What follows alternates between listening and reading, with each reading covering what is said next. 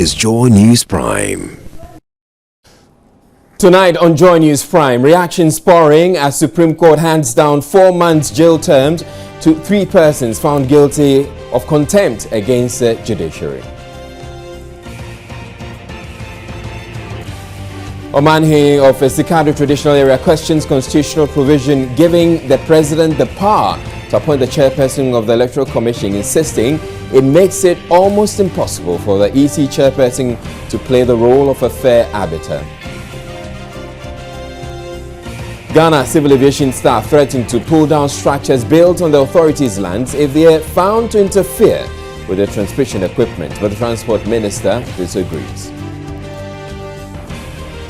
Coming up in business, Chamber of Petroleum Consumers laments the failure of oil marketing companies to alter their prices at the pumps to reflect reduction in global petroleum indices. Also coming up in the bulletin, we have sports, entertainment and Joy News Interactive. Ghana's most comprehensive 2 hours of television news is also available across Europe on ABN television. My name is Israel Lai. Stay tuned.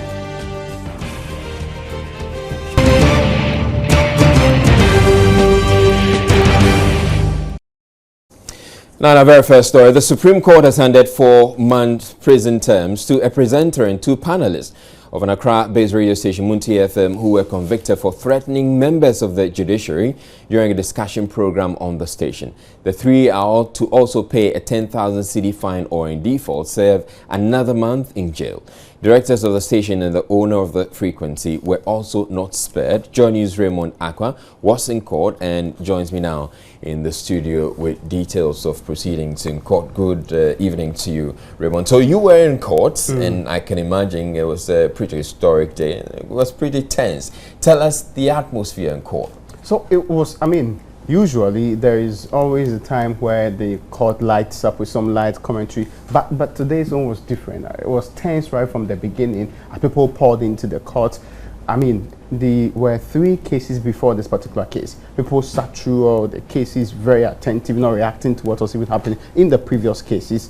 When Justice Sofa led the team in there, the first discussion was that when she comes in, they sit down. There's a little chit-chat with the lawyers before things happen. But this is not happening today. It just zoomed into the lawyers introducing themselves, moved straight to business with Donato Dazi asking that since Ato Ahoy, who was supposed to be in court previously, is now available, he's introducing him to the court. She insisted he comes to join the people. They take his plea, and even just after taking the plea, she just looked at the paper she was holding and said, yes, he's also convicted just like the others, so we can move on. She didn't waste much time. Not much time on anything. In fact, Ato Ahoy tried explaining. He said he had explanations, but she, on 3 occasions, cut him to say that, is this explanation? This is no explanation. Can you move on? And then he had to give up because he was not getting enough feedback from the judges in a way that made... From that end, people were fearing that this was a tough day.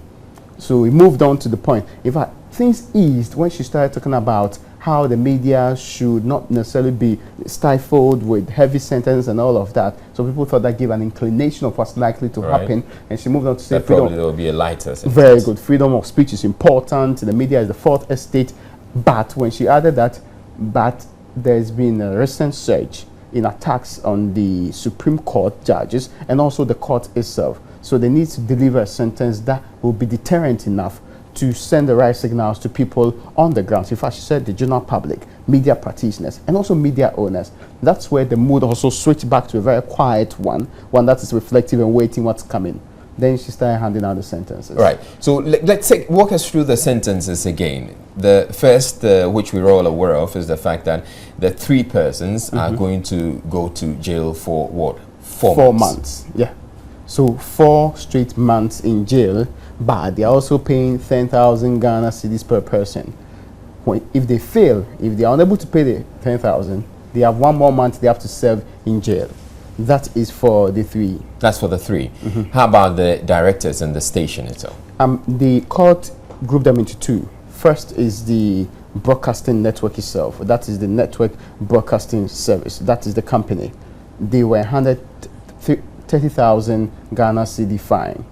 So that's for the station to pay 30,000 cedis. On the other hand, the owner of the frequency Harris Accord also handed 30,000 fine. So 30,000 for the broadcasting and 30,000 for the owner of the frequency. Then they are to do more. Each of these, what they call the groups, the frequency and also the broadcasting unit, are supposed to write to the court policies and frameworks that would ensure that this does not recur. And all of these, the payment and the policy and the framework, are to be presented tomorrow by close of day. Wow. What has been the reaction of the lawyers to all this? The very first one, I mean, they were not so exciting. I mean, you could hear, mostly when courts give sentences, you hear people saying that we are grateful, we are most grateful, we are okay, and all of that. But that those did not niceties. happen. Very good. That did not happen at all. Also because Nana Ato Dadzie actually sought to say something now to beg more. Then first, Justice Sophia Akufo looked at him and said, "What are you doing?" Then he considered that, since the court is not risen yet, he still believes that something can be done about it. So we've given our judgment. Then she got up, left, and the other judges followed. So it was not the usual, we are spoken, the rest will come out and say their things and stuff like that. So that's how they left the court. So the judges were the lawyers were still sitting there, some consulting each other. When they came out, the prevailing opinion amongst them was that this is harsh. It was not unexpected. I mean, the highest they thought this would go would be like Ken Kwanchi's own. But this was just way too much for them. It ran through all the ones who were for the Alistair and Co. Some other lawyers felt it was deterrent enough, and there was time to crack the whip on people like that. But the difference was that, though they were divided, there was still the belief that, well, we need to do something about the kind of conduct that the media is engaging in now. People who are recruited as panelists and all of this, so this does not happen again. Right. Let's hear Nana Ato Dadzie. We have wished that custodial sentences were not imposed in matters involving freedom of expression. But this is a decision of the Supreme Court. Of course, we understand where the court is coming from. We are all bound by its decision. We only hope that the morale of our media practitioners will not be affected in our common quest for a decent, vibrant, plural media landscape in our greater democratic journey. Of course, we hope lessons will be learned by all media practitioners arising out of this matter. For avoidance of doubt, as you know, the court convicted the directors, the company and its directors, as well as the license holder. Okay. All right, so we just heard Nana Ato Dadzie, making his comments. Now, what was the mood out there? I know that on previous occasions there was a crowd that had converged at the Supreme Court. Was it a similar situation today? Yes, but this time around they were a bit far from the Supreme Court. They were just closer to the Nkrumah Mausoleum on the other side of the road. The police had made sure that they did not come close to it, but you could hear them. If you stand just in front of the Supreme Court, you can hear them yell some insulting comments, some very vituperative comments. They were unhappy. You could see from there some of them crying. If you stood on the other side of the road, they felt this was unfair. I don't know how they understood the judgment, but just when we stepped out, we heard them make a lot of noise. Yeah. When the Deputy General Secretary of the NDC, Kwaku Anyido, who went there, it became worse. The people were shouting on top of their voice. The police had to move in to curtail their movement. They were insisting media men had no business taking any pictures or videos of them and were directing their anger at these men. So they also had to run for their lives. But what was really happening is that they showed a lot of emotion. Yeah. It was as if they'd be affected directly by this particular judgment, by our standards and qualifications. Right. Thank you very much, Raymond Dakwa. And Raymond Dakwa has been following this case at the Supreme Court. Well, reactions have been pouring in following the judgment on the Munti FM host and two panelists who have been jailed 4 months and fined 1,000 or 10,000 Ghana cedis for their contemptuous remarks against the judges of the Apex Court. While some have welcomed it, saying it would serve as a deterrent to others in the media fraternity, others have described it as too harsh. One person who knows all too well the experience of jail time is editor of the Searchlight newspaper, Ken Kwanchi, who was also jailed for contempt by the Supreme Court during the election petition. He spoke with Francis Abang earlier on The Pulse. I think the judges did what they needed to do. If you listen to the content of the tape of my brothers, clearly the judges had very little option. You know, they have a duty to protect the image and sanctity of the court. So really, I would say that we did not take it as a personal thing. It's something they needed to do, because if you don't do that, it means really would have created a license for other people to maybe do the same thing or do much worse than our brothers did on the day. So really, I would tell my brothers, if they are listening or anybody close to them is listening, it's just a phase in life. It's something that it was necessary to be done, and I think the judges executed their duty. The courts are not sacrosanct. When the court issues a verdict or a ruling, you have absolutely every right to criticize that ruling. You get the point I'm making, and that is what I did. They gave certain rulings, they gave certain positions that I felt I had a problem with this person. So I have every right to criticize this position. But the right I do not have, and nobody in fact has, because even apart from the content, there are civil laws and there are criminal laws that, for instance, sanctions threaten people, that, for instance, sanctions defamation and libel and that sort of thing. So if you are on air and you are a practitioner, you ought to address your mind and address yourself and learn about laws of libel, laws of defamation, and some of these contempt things. You should know where you can speak and where you cannot speak, and even you have to speak, how you do the speaking. Because if you don't have that guideline, then I don't think you even have any qualification to be on air making any type of, because you cannot go on air and say that I'll send somebody to come and marry an 70, almost 70-year-old lady who has had a husband with her for about 45 years, who happens to be the chief justice of this country. You have no license to do that type of statement on air. Now, the Mahini of the Sigado traditional area in the Western region has sharply criticized owners of radio stations who allow the use of irresponsible language on their airwaves. The comment by Nana Kobna Nketia the Fifth come on the back of the jailing by the Supreme Court of the three men who issued threats against the judiciary. He also took a swipe at persons who call themselves political commentators. People call themselves communicators, and you ask yourself, what does it mean? Communicants of rubbish? You know, so these are all things that display the attitude of the so-called political thoughts. That these people, our political thought is empty. So the communicators come and then do what? Communicate emptiness. Just waste your time listening. Personally, I'm sorry to say I rarely ever listen to the news, but it's damning. But don't also forget that there are people who own these radio stations and TV stations. And the one who is employed can only do, he who pays the drummer dictates the rhythm. So if they are spewing out rubbish, then the owners are the most rubbish people you will find, no matter how much money they have. Because if I own this, then I wouldn't allow such things to be manifested on my station. If I'm the owner, I'll discipline the people. But if I just do it and then allow things to go on, then I myself have some certain qualities. So you also need to look at, it's not naming and shaming one or two individuals. Go back to the roots, who set up the station. Lift the veil of incorporation and look at them. Who is there? I found within the Electoral Commission, one party defending the Electoral Commission. Why? Then another party demonizing the Electoral Commission. Why? So at the end, who gains? The Electoral Commission loses its credibility. And if it loses its credibility, how can it then conduct an election? And what has been happening before, before now?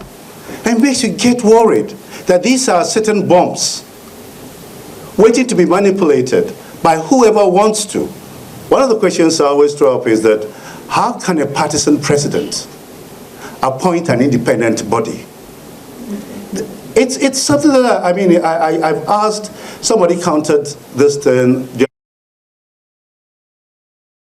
Well, the ruling National Democratic Congress is certainly unhappy about Wednesday's ruling on the Munti FM contempt case. National organizer and campaign coordinator of the party, Kofi Adams, discussing the issue on Joy News' election program, Majority Caucus, described the ruling as very, very and highly harsh, adding something ought to be done about the ruling within the remit of the law. The NDC respects the judiciary. We respect the executive, we respect the legislature, and indeed we respect the rights of the media. But then the decision of the court, of course, you cannot do anything about, you have to respect. And that is why the convicted persons are today not free. The three contemnors who have been sentenced to 4 months imprisonment and another fine are not free persons. So we cannot say that we're forcing and curtailing the rule of law. But we absolutely disagree with the ruling. Thought that it's harsh, it's severe, considering the fact that these contemnors have shown maximum remorse. And the fact that a lot more other persons in this country, many senior persons, very respectable persons, in country and outside of this country, have condemned the utterances and the comments of these persons, and also pleaded to the Supreme Court to temper justice with mercy. I would have thought that they would have aided strengthening our democratic dispensation and indicating that, like it had happened to the executive and sometimes even legislature, where they are taking on and they allow things to go, the court, having given them some level of punishment, wouldn't have carried it further to this harsh level. I think that the punishment is just too harsh. Especially considering the history of this country, where during the election petition hearing, very respected or known lawyers, senior lawyers, who sometimes understand, because yesterday there was another ruling from the court that says that a former MP, Erika Mwati, who was in custody but succeeded in getting a passport, didn't know. Yes, possession. That the passport was a forged one. Was a forged one. And so we are being told by the same judiciary that if you don't know, you should not be punished. Exactly. Well, the very latest we're getting on this story is that the radio station is currently off air, along with Radio Gold, the sister station, and Gold TV, all in solidarity with the ruling handed down with the three who have been given jail terms. We're taking a break on Joy News Prime. We'll be back with more. Please stay tuned.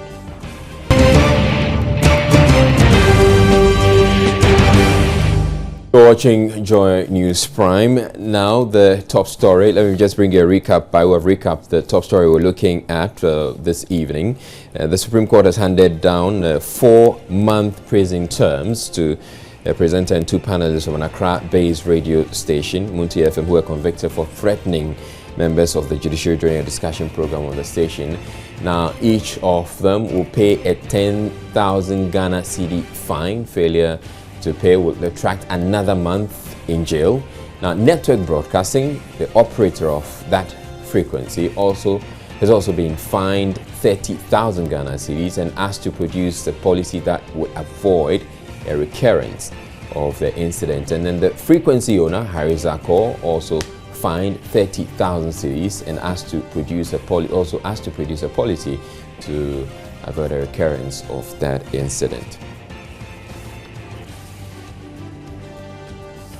Now, moving on to other stories, the staff of the Ghana Civil Aviation Authority have warned that they may have to demand the demolition of structures on their lands at Lankwantanan here in Accra if the buildings interfere with the communication equipment. A portion of the land which has been taken over by a private developer was only recently released to the authority following threats by the workers to shut down the country's airspace. Jennifer Kwamwa has more in the following report. It was a forum between the Workers' Union and management attended by the Transport Minister, Fifi Kwete.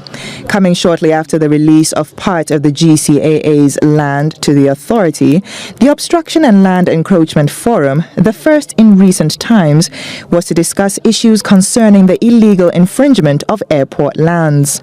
The GCAA management and the Transport Minister emphasized the need for stronger collaboration between stakeholders to prevent cases of land encroachment similar to the La Nkwantanang episode, where domestic flights were grounded to demand the return of lands they said had been taken over by a private developer. With part of the land released to the GCAA after some compromise was reached, the Director General, Simon Alote, disclosed work has begun for the eventual erection of the authority's critical communication equipment, which had hitherto been rotting away. We've started a site preparation, and we've invited the suppliers of the equipment. They are from Belgium to come down to Accra to do the installation once the civil works are completed. Yeah, so we are hoping that by the end of next month, the new radio systems will have been installed, commissioned, and put into operational use. The Minister for Transport, Fifi Kwete, later told Joy News the compromise reached with the Workers' Union would see the buildings currently erected on a part of the land remain because they should not interfere with signals from the aviation communication equipment. I would say that GCA made a good case that they needed some land in order to be able to fix all the equipment that are needed to make for better safety as far as aircrafts are concerned, and those concerns have been taken on board and the necessary provisions have been given. And that is what matters. What was important for them have been answered, and the importance had to do with getting land that will enable them to fix their equipment. And as far as they are concerned, given the technical recommendations and so on, they believe that there is no problem as far as the conclusions are concerned. As far as I'm concerned, as Minister for Transport, what is important to me is the fact that safety of air transport is guaranteed, and that is my concern. The leader of the GCAA union workers, William Amwakon, however, insists it is early days yet and that they can only be sure once the equipment has been installed and is in operation. Most of the buildings on the land, the portion that we have been given, those buildings are not on that portion. There's only one structure which is on it. But we're going to do some technical evaluation to see whether that building is not going to affect the equipment that we're going to install. If the technical evaluation comes up that is going to be affected, definitely it has to be pulled down. But if it's not going to be affected, the building could be there, and it can be used for that purposes. For Joy News, Jennifer Kwamwa. Well, staying with aviation, are you aware you're entitled to a £460 sterling payment if your international flight delays for more than 3 hours? Well, that's a new regulation in the European Union Convention on International Travels covering 930 and 1,600 miles. Member of the Foreign Affairs Committee of Parliament, Patrick Boama, says not many travellers are aware of this regulation, resulting in non-compensation in the event of a cancellation of flight. He's been speaking with Joy News on the issue. Got a lot of calls last night over some cancellation of flights, and it's been happening lately with British Airways and some of the airlines. Most of the passengers travel on strict timelines because they may have meetings and other scheduled appointments with which they will have to get to their destinations on time. Some of them are also unaware of an EU legislation which requires or mandates the airline to pay them up the compensation required under the EU law, especially Regulation 261/2004, which requires the airlines to pay passengers as much as £460 or €750 if the flight delays for more than 3 hours. there are exceptional circumstances when flights can delay, for which those compensations cannot be paid. This include when we have strikes and severe actions, or the Icelandic volcanoes. And there are various legal authorities, including the legislation like the Stromberg case, which supports my claim. So my view is that British Airways, for some time now, I've counted not less than 6 occasions where they've cancelled flights. And I believe the airline must render some apology and also ensure that they bring in the aircrafts that are worthy. You're watching Joy News Prime. We're taking a break for business. Please stay tuned.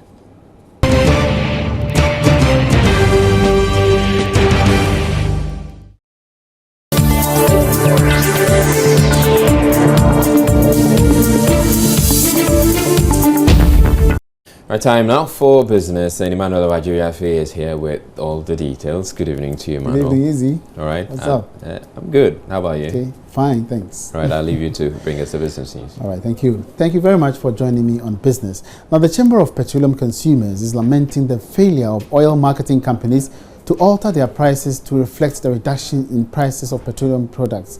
The Chamber expected a 7% decrease in prices earlier following favorable world market indexes. Now, but barely at the end of the second pricing window in July, oil marketing companies are yet to reduce their prices.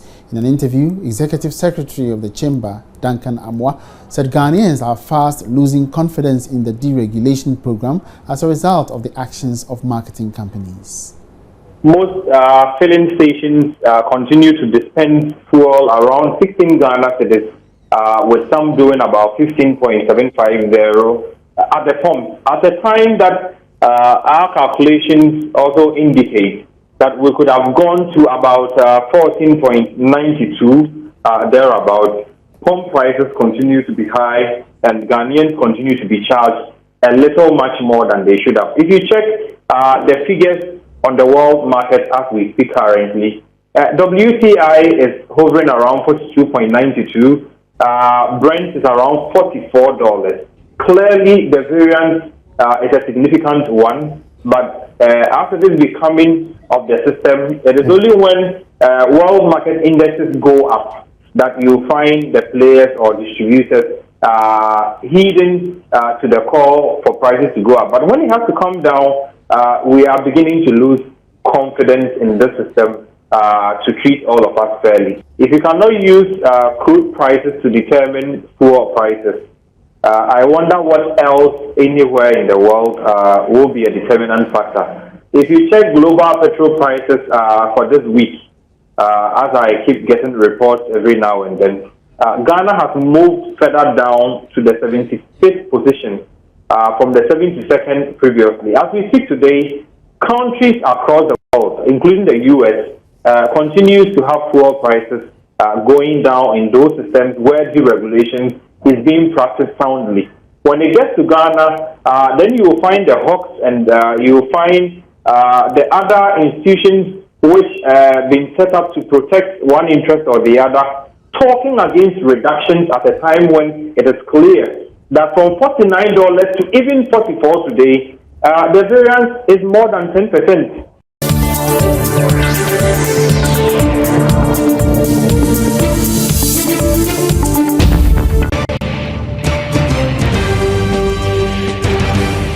Welcome back to Joy News Prime. The Omahene of Isikado, Nana Kwabena Nketia V, has questioned the constitutional provision which gives the president the power to appoint commissioners of the Electoral Commission, especially the chairperson.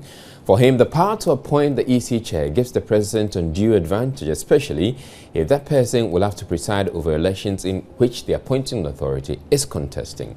Speaking at the Star Ghana Election 2016 Grant and Partners Learning event in Accra, Nana Nketia V proposed that such powers be vested rather in the House of Chiefs. Maxwell Agbagba has more. Star Ghana in December 2015 put out a competitive call for proposals for civil society and media organizations interested in implementing projects aimed at promoting peaceful and credible elections. And the two-day event brings together the 36 civil society and media organizations which were awarded grants under the program in March 2016.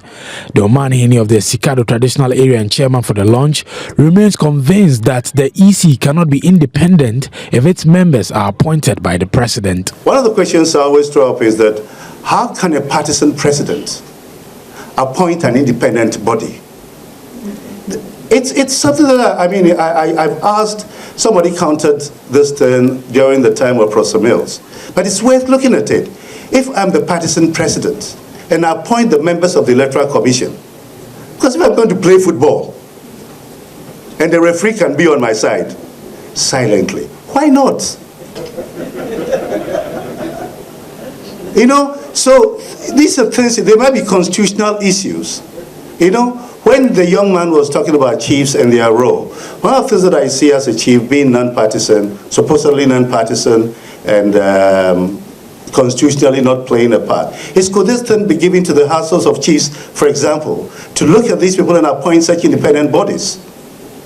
It's possible. On his part, the program's director for Star Ghana, Ibrahim Tanko Amidu, reiterated the purpose of the event and expressed worry that with some few months to elections, some political parties are yet to launch their manifestos. Star Ghana has been supporting about 36 organizations across the length and breadth of the country, media organizations, civil society organizations, to implement actions aimed at helping to achieve credible and inclusive elections in 2016. So this function or this event is really to bring all the organizations that we are supporting together to reflect on what has been the experiences to date, what are the challenges that they have faced out there, and how we can re-strategize for the next phase of the work, which is gearing towards the actual elections in December. It is a problem for me in the sense that you are making an offer to the electorate based upon which will make decisions.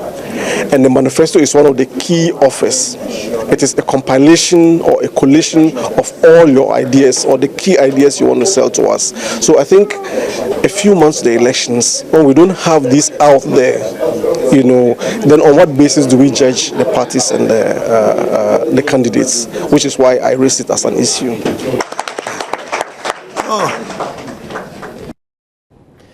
The Member of Parliament for Futu in the Central Region is threatening court action against the Electoral Commission if a petition to extend the re-registration exercise, which ends tomorrow, is not extended. Alexander Afenyo-Markin's claims over 5,000 names from his constituency were deleted on the basis they used an NHIS card to register, but logistical limitations on the part of the EC since the start of the exercise have left many still unregistered. Addressing the media after presenting a formal petition to the EC, Mr. Afenyo-Markin said only 1,770 people have so far been given the opportunity to register again. He fears more of them will be disenfranchised if the EC brings the exercise to an end tomorrow. Happening now is that the Electoral Commission has centralized the registration or the re-registration process. Everybody is supposed to report to the offices of the district office, which is a very small office. Now, the form of registration is direct registration onto the EC database.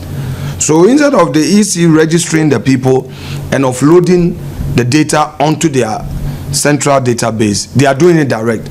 And it has its own associated network challenges.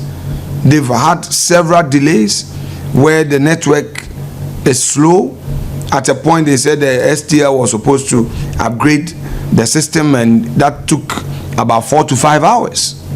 All these together, as at yesterday, they had registered 1,770. And it wasn't because it was only 1,770 people that had reported at the EC offices. It was because of the aforementioned reasons. One unfortunate aspect of this whole exercise, which appears so curious to us, is the fact that many people who did not use NHIS cards found their way, their names on the deleted list. It is in my interest and in the interest of the generality of the Futu people to have their names restored And I'm urging them rather strongly to look with favor at this petition.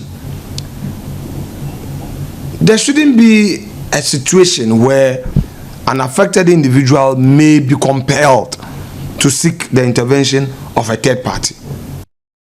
Meanwhile, in the Ashanti Regional Capital, Kumasi, a group of market women have decided to whip up support for the re-registration and exhibition exercise to help the Electoral Commission. It follows the appeal by the Commission for voters to participate in the exercise after it revealed more than half of those who registered with NHIS cards have failed to re-register. Lava Firm's Kwesi Debra has more in this report. It is a very busy day under the KJTF footbridge. Two market women position themselves at strategic places and verbally call on registered voters to go check their names. They urge particularly those whose names have been deleted from the register for using NHIS cards as identification to register to go re-register. The real motive, however, goes beyond just civic responsibility. They are determined to secure every single vote as a missile to kick out the ruling government. We can't pay the bills. Business is also bad. So we are telling everybody to go check their names and register.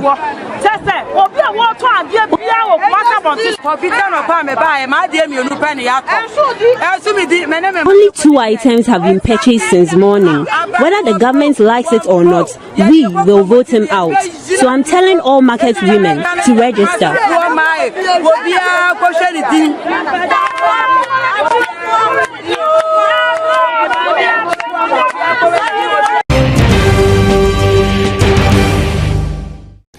After 8 years of implementation, the Livelihood Empowerment Against Poverty LEAP program now reaches nearly 100,000 people. But as Joy News' Justice Spade reports in this story from the northern regional town of Gukpanyarigu, more needs to be done to ensure many other vulnerable people get the support. This feature is part of a series highlighting poverty and inequalities in Ghana. Let me introduce you to two women, Memunatu and Zainabu. They are both widows in their mid-50s and live in a small village called Gukpanyarigu, just outside the northern regional capital, Tamale. But what separates them? Memunatu was enrolled onto the Livelihood Empowerment Against Poverty program last year, months after she had lost her husband. She receives 106 cedis every 2 months. She is one of 31 people like her enrolled on the program in Gukpanyarigu alone. When we were not in the LEAP, things were very difficult. Feeding was a problem for us.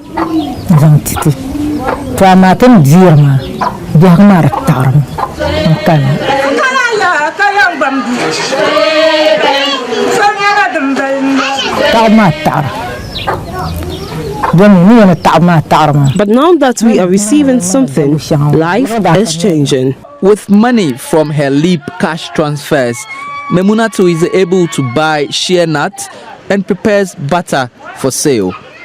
She is now also able to put her children through school. Enter Zainabu. Her 17-year-old daughter Asana has just been sent home as she's unable to pay for her fees. Now she is down with an unknown sickness and has no money to seek medical care for her. Asana is Zainabu's only child who is still in school. Her other children dropped out when her husband died. Now, as is the case with some women who lose their husbands in parts of Ghana, her husband's family are threatening to throw her out of the family house. Formerly, I was farming, but I do not have the strength and I have to use fertilizer. Fertilizer is also expensive, so I can't get it. And we are just struggling. Educating the children is a problem. I have one girl whose school fees I can't pay. I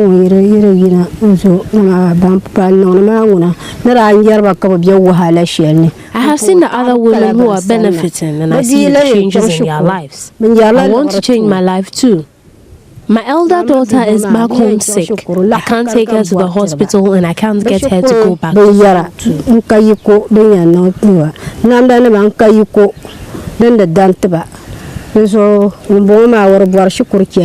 Zainabu is also one of several people with a similar story in Gukpanarigu. She isn't on the LEAP program yet and has no financial support. Despite its successes since its introduction, questions have been raised over how this project would be sustained, especially in the event that donors begin to cut back their funding. The biggest problem, though, remains how government will now be able to scale up this project to cover as many people as possible. As it stands now, only 1 in every 10 poorest of the poor in Ghana who should be on this program are actually enrolled.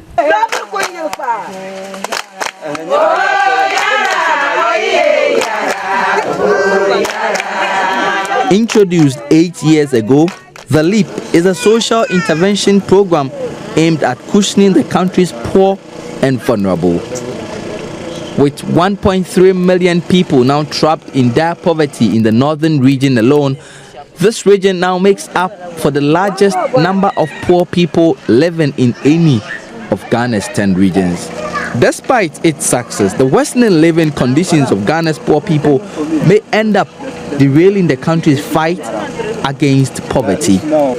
Justice Bedu, Gukpanarigu, Northern Region.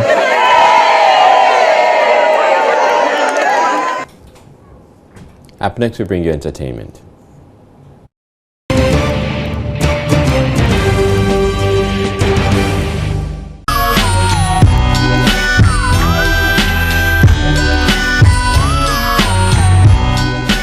Right, time now for entertainment, and you're not gonna get Miss G. It's Ivy who's joining me for entertainment tonight. Good evening to you, Ivy. Yeah, Israel. Good evening. How are you doing? All right, I'm good. How about you? I am fabulous. I mean, you guys, you decide to take their shadow to another level altogether. No, we are following the footsteps that you left. Me? Yes. No, worn anything like this on air before. No, you don't necessarily have to wear this, but as a style. It looks good on you anyway. Thank you. All right, Thank so you. what's coming up in entertainment? Are you ready for what is going to happen on the 5th of August at Perez Dome? Oh, the Airtel Adum Praise. I'm very much looking forward to it. I actually wish that I'd have the opportunity to stand one with them on the stage and sing.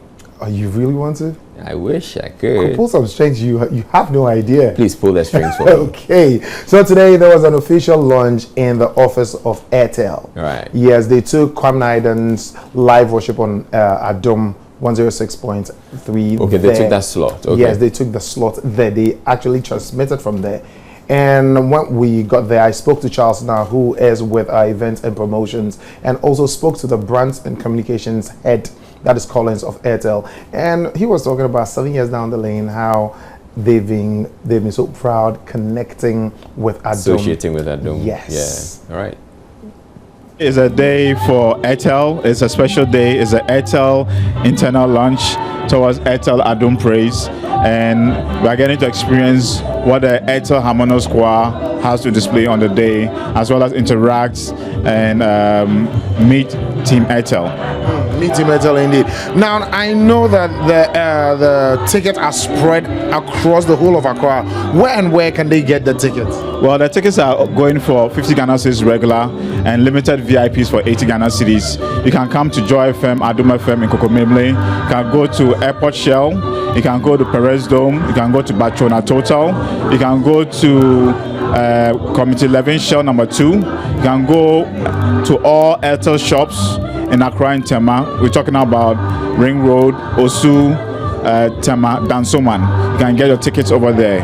And any Airtel vendor across Ghana, you can get your tickets by using their Airtel Money platform. Well, Airtel Adom Praise, we all know, is the biggest gospel event in this country, no doubt about that. And it's become part and parcel of our heritage as a business. To that extent, we continue to partner with Adom FM to bring the best and the biggest gospel musicians you think of. Probably those who've been watching on TV, hear their songs on the internet, watch them perform live somewhere. We bring them to Ghana for you to experience them live, and not just at a concert. So this is a real spirit-filled ministration event at the Perez Dome. The guy is Cornelius is being very spiritual today. So what is the relevance of what happened here today? So this event is actually the official launch of Airtel Adom Praise 2016, and again, it's a platform where we outdoor the Airtel Harmonious Choir. They are going to be performing on the 5th of August. Relevance, we want to tell the world Airtel Adom Praise 2016 is for real, and it's just about, I think, 8 or 7 days away. Tickets are out there, and this event is meant to herald the entire event coming up on the 5th of August.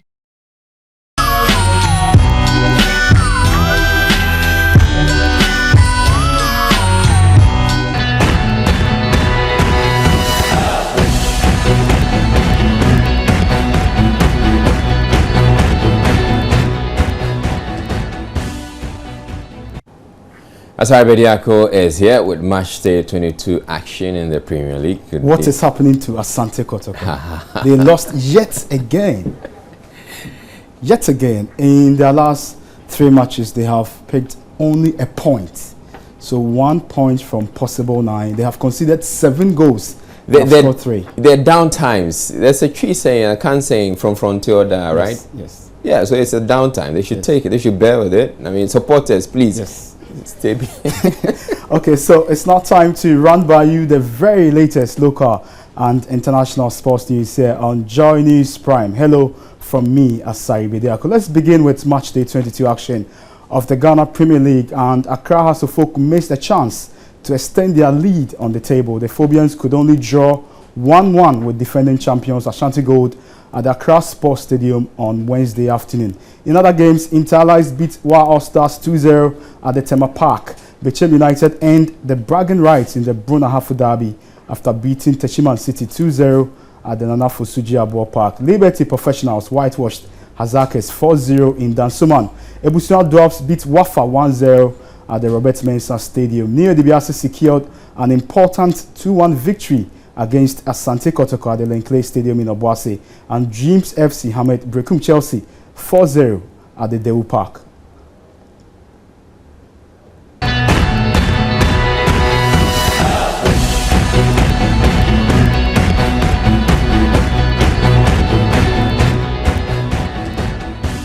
That's it for the bulletin. My name is Israel Live. You have a good night.